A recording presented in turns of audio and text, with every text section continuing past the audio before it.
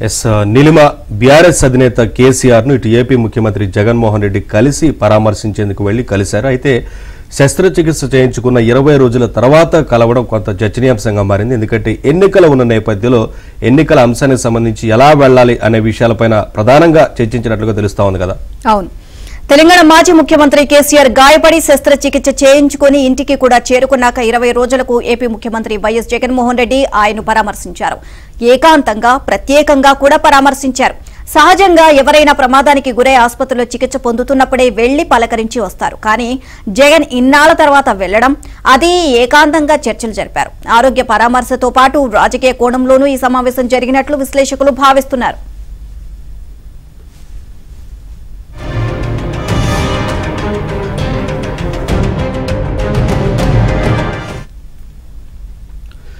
జాతీయ రాజకీయాల్లో జగన్ ఒంటరి, ఏ కూటమిలోనూ ఉండరు, ఎవరితోనూ సన్నిహితంగా మెలగరు. ఢిల్లీలో ముఖ్యమంత్రుల సదస్సులో పాల్గొన్న అటు ఇటు దిక్కులు చూస్తారే తప్ప ఒక్కరితోనూ మాట కూడా కలపరు. కేంద్రంలో అధికారంలో ఉన్న బీజేపీతో ఆయనవి ఫక్తు సొంత అవసరాలే. ఉభయ కుశల ఉపరి తరహాలో కేంద్రంతో ఆయన సంబంధాలు ఉంటాయి.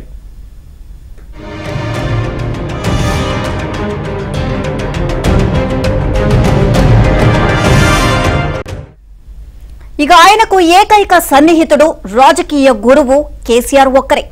వీరిద్దరి రాజకీయ శత్రువు చంద్రబాబు కావడంతో శత్రువుకు శత్రువు మిత్రుడు అన్నట్లుగా కేసీఆర్ కు దగ్గరయ్యారు. గత ఎన్నికల్లో జగన్ గెలుపు కోసం అప్పుడు తెలంగాణలో అధికారంలో ఉన్న కేసీఆర్ సంపూర్ణ సహకారం అందించారు. తాజాగా జరిగిన తెలంగాణ అసెంబ్లీ ఎన్నికల్లో కేసీఆర్ గెలుపు కోసం జగన్ లోపాయికారిగా సహకరించారు. బీఆర్ఎస్ హ్యాట్రిక్ కోసం జగన్ ఎంతగానో పరితపించారు. కానీ నిరాశే మిగిలింది. అప్డేట్స్ మా ఏపీ బ్యూరో చీఫ్ రామారావు అడిగి తెలుసుకుందాం. రామారావు, ముఖ్యమంత్రి జగన్ ఇటు బీఆర్ఎస్ అధినేత కేసీఆర్ తో భేటీకి సంబంధించి ఏంటి వివరాలు, మొత్తంగా ఏ రకమైన చర్చ జరుగుతా ఉంది?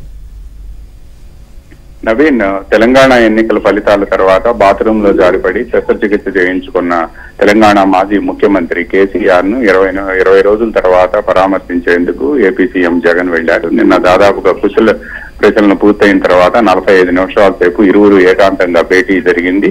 ఈ భేటీలో కేసీఆర్ తనకు ఎదురైన పరాజయం గురించి విపులంగా జగన్ కు వివరించినట్టు తెలిసింది. అటువంటి పొరపాట్లను ఆంధ్రప్రదేశ్ లో రిపీట్ కానివ్వకుండా చూసుకోవాలి అని చెప్పి కూడా ఆయన సూచించారు అని చెబుతున్నారు. ప్రధానంగా తెలంగాణలో ఎన్నికల షెడ్యూల్ ప్రకటించే వరకు కూడా అక్కడ అపజయాన్ని తాము ఊహించలేదని, ఎన్నికల షెడ్యూల్ ప్రకటించిన 40 రోజుల్లోనే మొత్తం మారిపోయింది, పరిస్థితి మారిపోయింది అని కూడా ఆయన జగన్ కు చెప్పినట్టు తెలిసింది. అదేవిధంగా సిట్టింగ్ అభ్యర్థులను మార్చకపోవడం పట్ల కూడా కొంత లోపం కనిపించింది అని కూడా ఆయన వివరించినట్టు తెలిసింది. ఈ నేపథ్యంలోనే ఆంధ్రప్రదేశ్ లో జరుగుతున్న పరిణామాలను కూడా జగన్ పూర్తిగా ఆయనకి కేసీఆర్ కి వివరించారు. ఆయన సలహాలు కూడా తీసుకున్నట్టు తెలిసింది. ఇప్పటికే ఆంధ్రప్రదేశ్ లో పలు సర్వేలు జగన్ కు వ్యతిరేకంగా రావటం, ముఖ్యంగా ఆంధ్రప్రదేశ్ లో ఎమ్మెల్యేల మీద కాకుండా ఏకంగా ప్రభుత్వం మీదనే తీవ్ర వ్యతిరేకత ఉండటంతో పాటు ఇటీవల కాలంలో తెలుగుదేశం జనసేన పొత్తుకు సంబంధించి కూడా ప్రజల్లో బలంగా వెళ్ళడం, ఇప్పుడు తాజాగా బీజేపీలో కూడా ఎక్కువ ఉంది, తెలుగుదేశం జనసేనలో కలిసి వెళ్ళాలి అని చెప్పి సూచిస్తున్న నేపథ్యంలో నా చెల్లెలు షర్మిల కాంగ్రెస్ పార్టీలో చేరి ఆమె ఆంధ్రప్రదేశ్ అధ్యక్ష బాధ్యత కానీ లేకపోతే ఏఐసీసీలో కీలక పదవి చేపట్టి ఆమె ఆంధ్రప్రదేశ్ లో ప్రచారం చేస్తుంది అని చెప్పి కూడా వార్త వస్తున్న నేపథ్యంలో ఈ పరిణామాలన్నింటిపై కూడా ఇద్దరు మధ్య సుదీర్ఘ చర్చ జరిగిందని చెప్పి సమాచారం అందింది.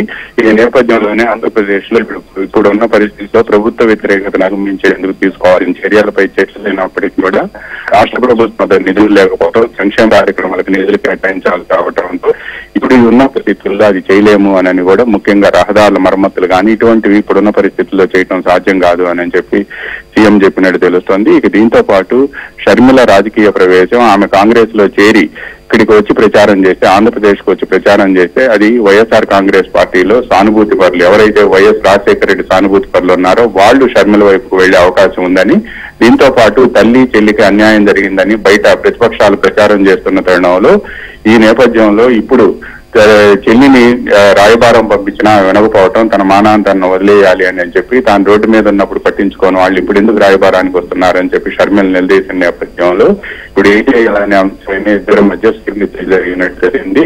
అయితే బీజేపీ ఒకవేళ జనసేన టీడీపీతో కలిస్తే ఎన్నికలు ఇబ్బంది పెట్టే అవకాశం ఉంది అని చెప్పి అధికారుల దగ్గర నుంచి కూడా ఎన్నికల షెడ్యూల్కి సంబంధించి కూడా కొంత ఆంధ్రప్రదేశ్ లో పరిస్థితులు మారే ప్రమాదం ఉంది అని కూడా ఇరువురు చర్చిస్తున్నారు.